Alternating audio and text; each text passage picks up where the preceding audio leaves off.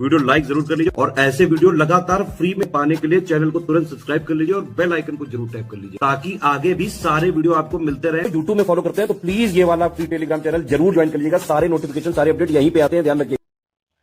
नमस्कार दोस्तों, exam preparation के यूट्यूब चैनल पर एक बार फिर से आप सभी का मैं प्रियंका बहुत बहुत स्वागत करती हूँ। आरओ री एग्ज़ाम के लिए हम लोग टेस्ट सीरीज सॉल्व कर रहे हैं जो कि डेली रात को 9 बजे आ रही है। उसी को फोकस करते हुए हम लोग आगे की क्लास कंटिन्यू कर रहे हैं। अगर आप न्यू हैं चैनल पर, ये क्लास डेली आप रात को 9 बजे देख सकते हैं, जिसमें आरओ का री एग्ज़ाम हो या यूपी पीसीएस हो, आप दोनों को टारगेट करते हुए यहाँ पर क्लास कर सकते हैं। ये आपको जो टेस्ट सीरीज दी जा रही है, अलग अलग मॉक टेस्ट हैं और उनसे जो इंपॉर्टेंट क्वेश्चन हैं वो मैं लेकर के करवा रही हूँ। तो मतलब आप इसमें सीरियल देख रहे होंगे कि बिल्कुल एग्जैक्ट सीरियल नहीं चल रहा होगा। 100 to 150 क्वेश्चन में लेकर के चलती हूँ और उसमें भी जो आपके क्वेश्चन नहीं आ सकते हैं वो मैं इनको स्किप कर देती हूँ, लेकिन जो मोस्ट इंपॉर्टेंट क्वेश्चन है वो मैंने रखे हुए हैं। तो डेली इस सीरीज को फॉलो कीजिए। इसमें ज़्यादातर प्रश्न वो मिलेंगे जो लेटेस्ट ट्रेंड रहा है एग्जाम पैटर्न का, जैसे कि क्रोनोलॉजी वाले क्वेश्चन, स्टेटमेंट वाले क्वेश्चन और स्टेटमेंट देकर के पूछना कि इनमें से कौन कौन से कथन सही हैं। ठीक है, इस तरीके के ऑप्शन दे दिए जाते हैं। हिस्ट्री हो, ज्योग्राफी हो, पॉलिटी हो, यूपी जीके हो, सारे सब्जेक्ट आप यहाँ पर कवर करेंगे। तो ध्यान से इस क्लास को देखिए। इसके साथ साथ आप टेस्ट सीरीज ज्वाइन करना चाहते हैं या पेड क्विज लेना चाहते हैं, कंप्लीट क्रैश कोर्स पाना चाहते हैं, इसके लिए आप स्टडी फॉर सिविल सर्विसेज का कोर्स ज्वाइन कर सकते हैं। ये पेड ग्रुप के लिए आपको नंबर्स प्रोवाइड किए गए हैं। व्हाट्सएप मैसेज के थ्रू या कॉल करके आप जानकारी ले सकते हैं। कोशिश कीजिए अभी जो आप पढ़ रहे हैं उसको रिवाइज कीजिए, साथ में अच्छे से प्रैक्टिस कीजिए। प्रैक्टिस के लिए आपको टेस्ट सीरीज अवेलेबल कराई जा रही है, जो कि आपको पता है जो अभी लेटेस्ट ट्रेंड रहा है यूपीपीएससी का और बदलता जा रहा है, तो उसके अकॉर्डिंग आप खुद को तैयार कीजिए। आप वही पैटर्न फॉलो कीजिए, ना कि आप अलग से ऐसा कंटेंट पढ़ रहे हो जो आपके एग्जाम के लिए इंपॉर्टेंट भी ना हो और आपका टाइम वेस्ट हो जाए। ठीक है, तो आपको अब इतना पता होगा, आप एग्जाम देते हुए इतना समझ गए होंगे कि आपको कैसा ट्रेंड और पैटर्न रहा है और कैसे आपको कंटेंट अपना चूज करना है। ठीक है, इसके अलावा मैं जानकारी देना चाहूँगी, अगर आप कोर्स लेना चाहते हैं स्टडी फॉर सिविल सर्विसेज का तो ऐप डाउनलोड कर लीजिए। ऐप से आपको कोर्स मिल जाएगा जिससे आप आसानी से परचेज कर पाएंगे और ज्ञान से कूपन कोड अप्लाई करेंगे तो डिस्काउंट भी मिल जाएगा। जरूरी नहीं है आप कोर्स ही परचेज कर रहे हैं तभी आप तैयारी कर सकते हैं। अगर आप सेल्फ स्टडी कर रहे हैं तो टेस्ट सीरीज ले लीजिए या फिर जो यूट्यूब पे स्टडी फॉर सिविल सर्विसेज का चैनल है उसे फॉलो करते रहिए, वहां पर आपको टेस्ट सीरीज प्रोवाइड की जा रही है। ठीक है, तो दोनों आपके पास ऑप्शन अवेलेबल हैं, आप जैसे भी मेहनत कर सकते हैं उससे तैयार कीजिए। इस चैनल पर आपको जीएस के जो इंपॉर्टेंट कंटेंट है जैसे कि टॉपिक वाइज है वो दोपहर 1 बजे आता है और रात को 9 बजे प्रैक्टिस कराई जा रही है। ठीक है, तो ये प्रैक्टिस की क्लास में कंटिन्यू कर रही हूँ। आप डेली ऐसे ही क्वेश्चन देख सकते हैं जो मोस्ट इंपॉर्टेंट है और रेगुलर अगर आप इसको फॉलो कर रहे हैं ना, रिवाइज कर लेंगे डेफिनेटली, जैसे कि अभी पीसीएस के पेपर में भी क्वेश्चन थे और ऐसे आगे भी मिलेंगे आपको। ठीक, चलिए स्टार्ट करते हैं क्लास।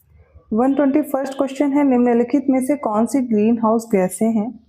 पहला है कार्बन डाइऑक्साइड, सेकंड है मीथेन, थर्ड है कार्बन मोनोऑक्साइड और फोर्थ है नाइट्रस ऑक्साइड।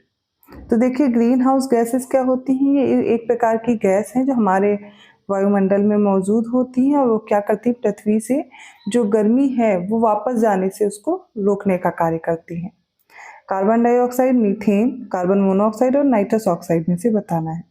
तो देखिए इसमें कौन कौन सी गैसें होती हैं? मीथेन है, कार्बन डाइऑक्साइड है, ओजोन की आती है, नाइट्रस ऑक्साइड, क्लोरोफ्लोरोकार्बन, हाइड्रोक्लोरोफ्लोरोकार्बन, ठीक है ये होता है, सल्फर हेक्साफ्लोराइड और परफ्लोरोकार्बन। ठीक है, ये सारी इसमें है ग्रीन हाउस गैसेस। तो इसका राइट आंसर क्या होगा? यहाँ पर 1, 2 और 4 आएगा, लेकिन कार्बन मोनोऑक्साइड एक प्रकार की ग्रीन हाउस गैस नहीं है। राइट आंसर क्या है? ऑप्शन बी है। 122 क्वेश्चन देखिए, हरित धारा क्या है?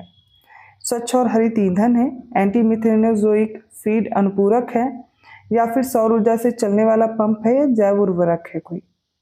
इसका देखिए क्या राइट आंसर होगा? ये एंटी मिथेनोजोइक फीड सप्लीमेंट है।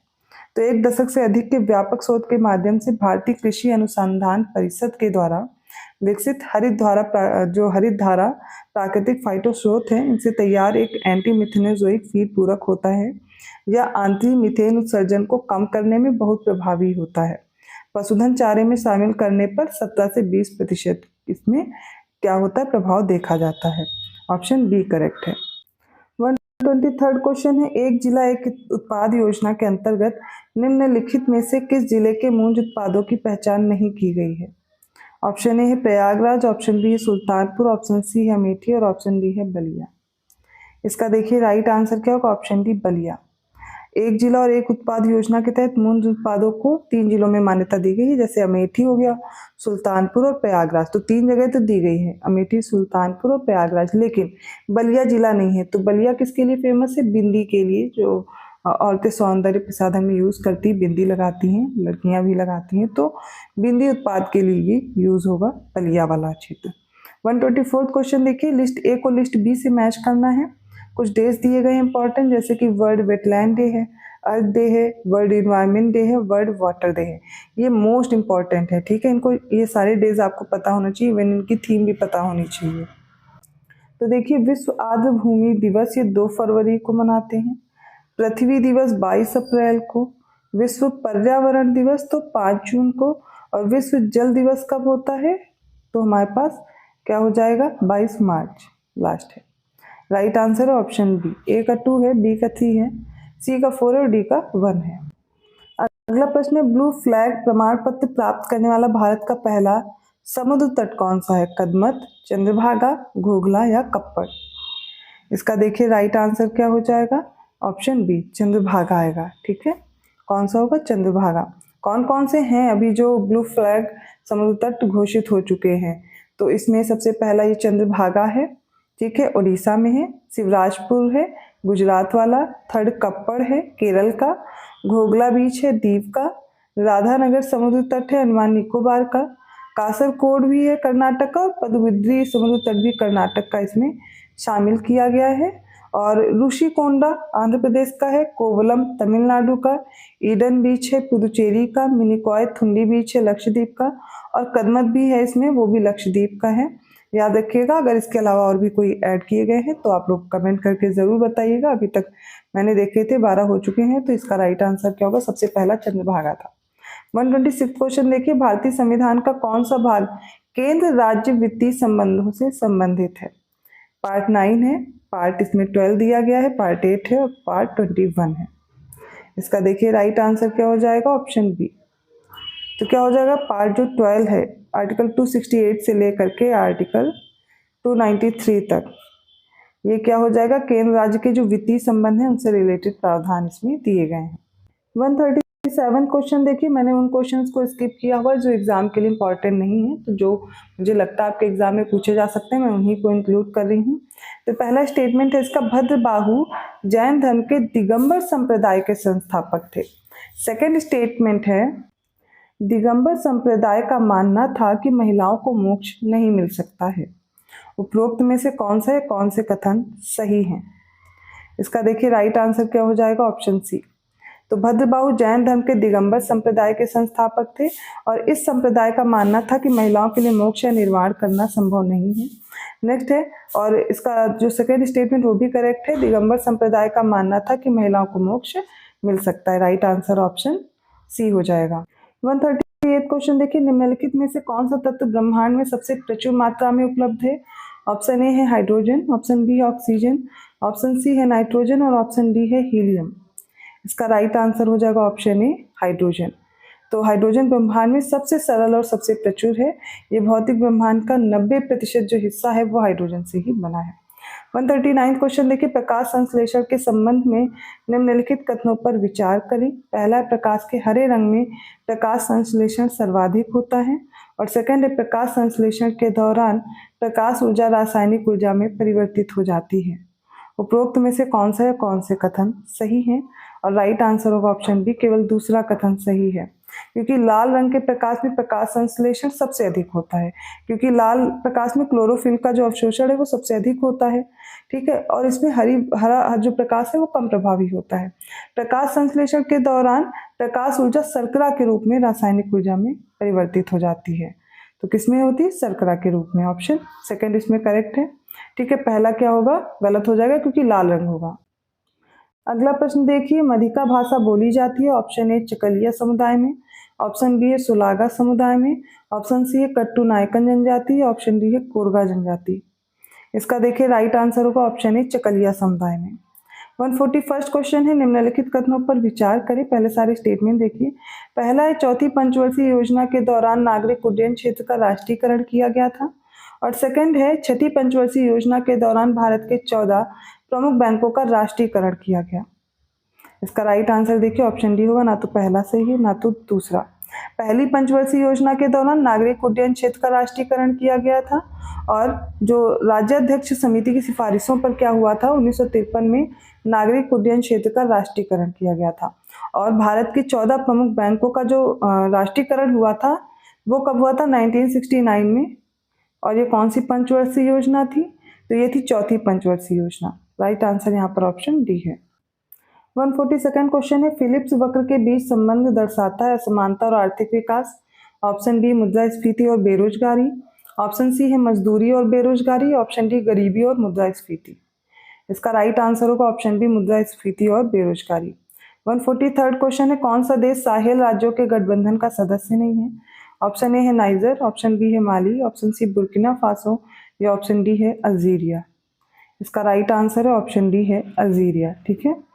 144th क्वेश्चन देखते हैं, हाल ही में खबरों में रही गीता मित्तल समिति किससे संबंध रखती है।